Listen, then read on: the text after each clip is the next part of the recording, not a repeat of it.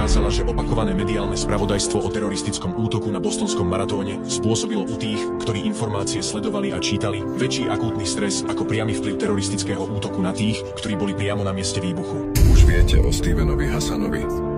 Hassan teda zašiel ešte ďalej a vyhlásil Donalda Trumpa za vodcu sekty a jeho voličov za sektárov. Hassan vydal knihu s názvom Kult Trumpa, v ktorej vyhlasuje, že každý Američan, ktorý podporuje Donalda Trumpa, je členom kultu. A teda človekom, ktorý nie je slobodný vo svojich názoroch, nie je nezávislou osobou. Názorným príkladom v tomto smere je situácia v Českej republike, kde sa po incidente streľby na Filozofickej fakulte Karlovej univerzity v Prahe v roku 2023 objavili aktuálne informácie o počte bipolárnych porúch medzi mladou generáciou v krajine.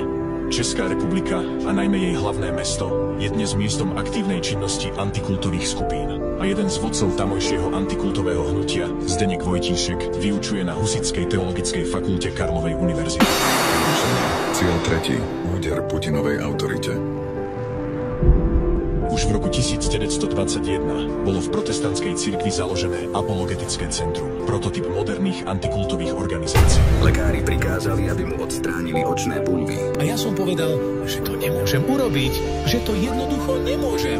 Nedá sa vysvetliť, odkiaľ sa ešte vzali orgány na 41,5 tisíca transplantácií.